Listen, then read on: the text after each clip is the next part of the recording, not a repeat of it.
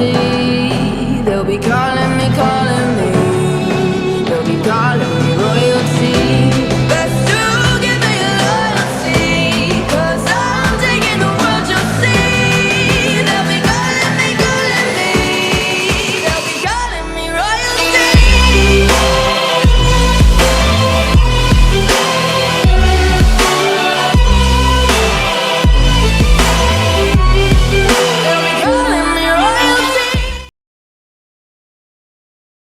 Terdapat 3 sosok manusia yang duduk di dalam sebuah aula yang dijaga dengan sangat ketat di rumah mewah raksasa klan primer yang terletak di ibu kota Kekaisaran Jiama. Suasana di sana terasa agak muram. Ya Fei, apakah sesuatu telah terjadi sehingga kau memanggil kami semua kemari dengan begitu gelisah? Seorang pria tua yang mengenakan jubah biru pucat di bagian bawah aula sedikit mengernyitkan alisnya dan memandang wanita cantik yang duduk di kursi pemimpin sebelum mendahului berbicara. Hehe, betul ya Fei Xiaoji, kami secara kebetulan telah menerima tugas hari ini dan kami juga tergesa-gesa. Seorang pria duduk di sebuah kursi roda di sisi lain aula itu. Matanya juga memandang wanita yang duduk di kursi pemimpin saat ia tersenyum dan berbicara. Kakak Xiaoding, kau bisa panggil aku ya Fei saja. Kata panggilanmu itu terdengar seperti orang asing. Wanita di kursi pemimpin memiliki wajah yang seperti giok dan mata yang tampak seperti lukisan. Lengkungan senyum yang terangkat dari sudut bibir merahnya itu dengan mudah membuat dirinya memberikan kesan yang dewasa dan mempesona, tampak begitu menarik perhatian. Wajah yang tidak asing ini tentu saja adalah Ya Fei, yang memiliki hubungan cukup baik dengan Xiao Yan. Mendengar cara ia memanggil pria itu, ia ternyata adalah kakak lelaki Xiao Yan, Xiao Ding. Alasan utama aku memanggil Patua Hai dan Xiao Ding kemari karena aku telah menerima kabar buruk. Jari halus Ya Fei menekan lembut di atas meja saat ia mengernyitkan alisnya sedikit. Menurut informasi, Sekte Mystic Cloud saat ini sedang melakukan pergerakan besar. Terakhir kali Sekte Mystic Cloud melakukan pergerakan adalah ketika sekte itu menyerang klan Xiao. Kali ini sama dan aku rasa target mereka cukup besar. Ketika ia menyebutkan tentang menyerang klan Xiao, tatapan Ya Fei pun dengan lembut tertuju pada Xiao Ding yang duduk di atas kursi roda. Akan tetapi Xiao Ding tidak menunjukkan sedikit pun pergerakan. Ia masih mempertahankan senyumnya yang seperti mata air tenang. Sikap itu seperti ingin menunjukkan bahwa masalah klan Xiao yang hampir dibinasakan kala itu tidak sedikit pun ada hubungannya dengannya. Ada pergerakan di dalam Sekte Mystic Cloud lagi? Hai Bodong di sampingnya mengerutkan dahi dengan erat ketika ia mendengar hal ini. Apa yang akan mereka lakukan kali ini? Aku saat ini tidak tahu motif mereka. Terlebih lagi, pergerakan mereka sangat bersifat rahasia. Jika jaringan informasiku sekarang belum meluas ke dalam Sekte Mystic Cloud, kemungkinan besar aku akan kesulitan merasakannya. Ya Fei menggelengkan kepalanya saat ia sedikit membuka bibir merahnya untuk berbicara. Jangan bilang padaku mereka mengincar kita. Bagaimana bisa mereka mengetahui bahwa sisa-sisa anggota klan Xiao dilindungi oleh klan primer kita? Hai Bodong mengerutkan dahi dengan erat dan berbicara dengan suara yang dalam. Ini hanya merupakan dugaan, seluruh pergerakan Sekte Mystic Cloud beberapa tahun ini semakin tidak seperti sifat mereka yang lama, yang mempertahankan keadaan menyendiri. Aku rasa, bahkan keluarga kekaisaran juga telah mempelajari masing-masing pergerakan mereka. Akan tetapi, kekuatan Yun San sungguh terlalu kuat. Karena itu, bahkan keluarga kekaisaran tidak berani melakukan pergerakan yang tidak biasa karena takut memprovokasi makhluk raksasa yang berada begitu dekat dengan kekaisaran Jiama ini. Sekte itu bisa saja menciptakan masalah yang akan sulit diatasi. Ya Fei mengutarakan pemikirannya. Klan primer merupakan salah satu dari 3 klan besar Kekaisaran Jiama dengan keterlibatan yang besar. Benar-benar tidak seperti klan Xiao kami kala itu. Jika Sekte Mystic Cloud ingin bertindak melawan kalian, hal ini pasti akan menyebabkan ketidakstabilan di dalam kekaisaran. Faksi-faksi lainnya tidak mungkin hanya akan berdiam diri dan membiarkan klan primer dihancurkan oleh Sekte Mystic Cloud. Tentu saja, ada pengecualian dalam semua hal.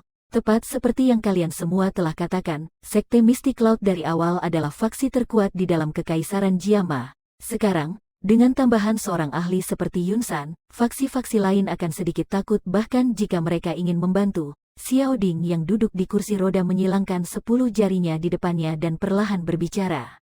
Kata-kata ini masuk akal, namun kita harus selalu berhati-hati. Xiao Ding, Kau sebaiknya pastikan anggota klanmu untuk tidak bepergian keluar selama periode waktu ini. Klan primer juga perlu menjadi waspada. Jika sekte Misty Cloud sungguh melakukan pergerakan apapun, kita setidaknya sudah bersiap. Hai Bodong melangkah mondar-mandir di aula itu sejenak sebelum berbicara dengan suara yang dalam. Baik. Xiao Ding menganggukkan kepalanya sedikit. Ia memandang wajah tua Hai Bodong yang mengerut dengan erat dan menghela nafas pelan. Pak Tua Hai, aku sungguh minta maaf. Ini semua karena klan Xiao kami. Kami ternyata harus melibatkan klan primermu.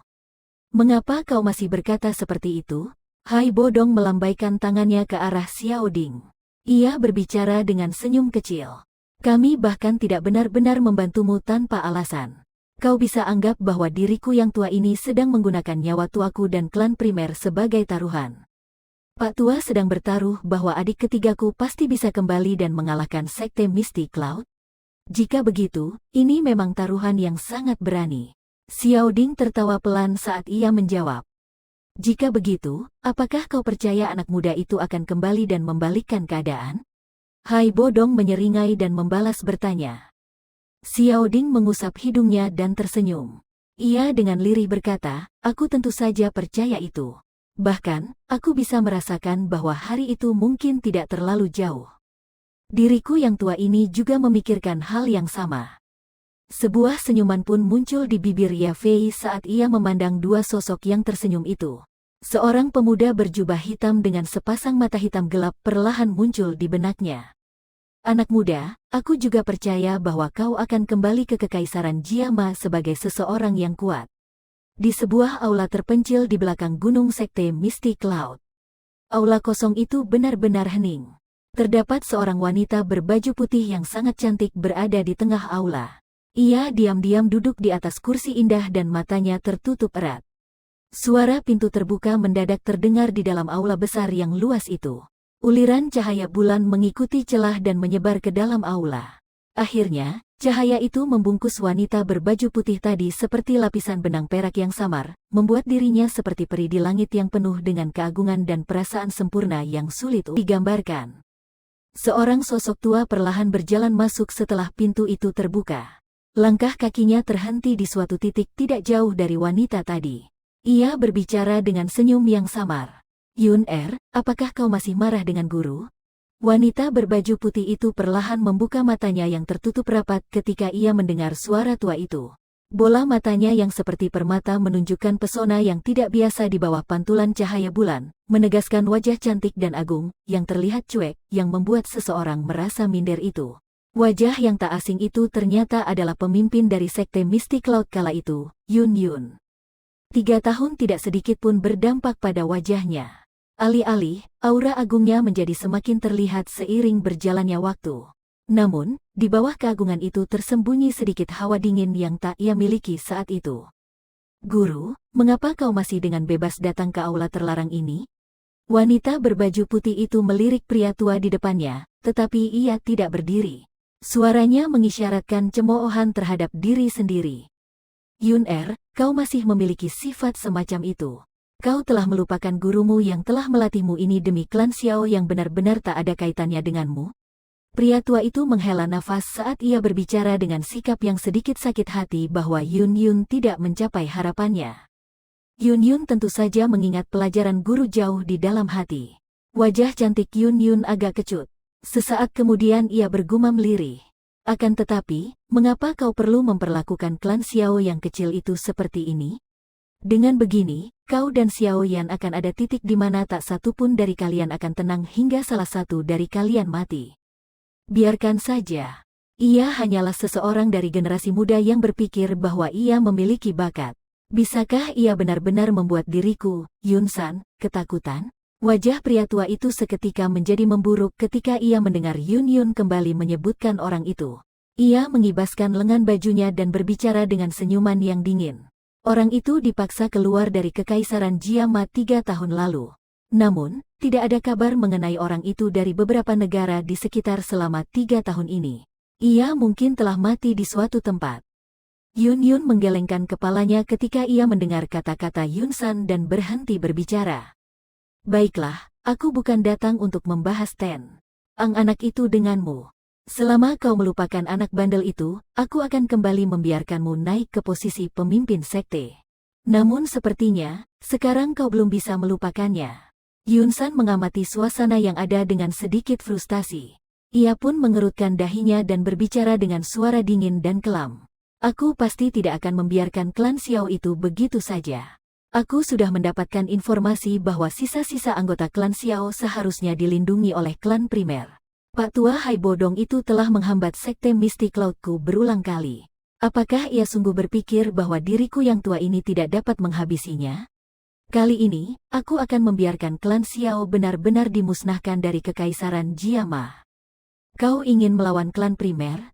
Yun Yun seketika terkejut ketika ia mendengar hal ini. Terdapat amarah yang secara refleks keluar di dalam nadanya. Klan primer adalah salah satu klan besar di dalam kekaisaran Jiama. Jika sekte Mystic Cloud bertindak melawan mereka, kita pasti akan membuat banyak faksi menjadi marah. Apakah guru ingin meletakkan sekte Mystic Cloud dalam posisi yang menentang semua orang di kekaisaran Jiama? Mereka hanyalah sekumpulan badut penari. Kebencian melintas di wajah tua Yunsan saat ia dengan dingin tertawa. Jika mereka sungguh ingin ikut campur, sekalian saja tak mengapa. Lagi pula, kekaisaran Jiama telah damai terlalu lama. Tidaklah buruk bagi sekte Mystic Cloud untuk merubahnya sedikit. Yun Yun terkejut saat ia mengamati Yunsan yang wataknya telah berubah drastis dari sebelumnya. Ia sungguh merasakan ketidakpercayaan yang dahsyat. Guru yang ia paling hormati kala itu ternyata berubah menjadi seperti ini. Guru, jika kau terus bersikap seperti ini, sekte Mystic Cloud cepat atau lambat akan hancur di tanganmu. Yun Yun menggertakkan gigi peraknya dan berbicara dengan murka.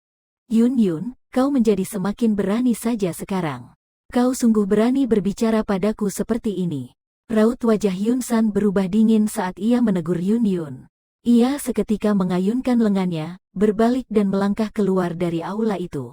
Sekte Mystic Cloud tidak akan hancur di tanganku. Alih-alih, aku akan memimpinnya menuju ketinggian yang tak pernah dicapai di masa lalu. Tingkat itu tidak pernah dicapai oleh pemimpin-pemimpin sekte-sekte Mystic Cloud sebelumnya. Yunsan berhenti ketika ia hendak keluar dari aula itu. Ia dengan dingin berkata, "Dan juga, sebaiknya kau lupakan anak bandel itu. Jangan berharap bahwa ia masih akan kembali ke kekaisaran Jiama. Bahkan jika ia memang kembali, hal pertama yang akan dilakukan oleh diriku yang tua ini adalah mencabut nyawanya. Dan juga, sekte Mystic Cloud akan menghancurkan seluruh klannya. Kau, sebagai pemimpin sekte-sekte Mystic Cloud, artinya hubunganmu dan dirinya itu tidaklah mungkin." Yunsan melangkah maju setelah mengatakan hal ini dan berjalan keluar dari aula. Ia mengayunkan lengannya dan pintu tebal besar itu tertutup rapat dengan suara keras. Yun Yun mengepalkan tinjunya erat-erat saat ia memandang pintu yang tertutup rapat. Sesaat kemudian, rasa sakit hati dan kepahitan muncul di wajah cantiknya yang berkilau.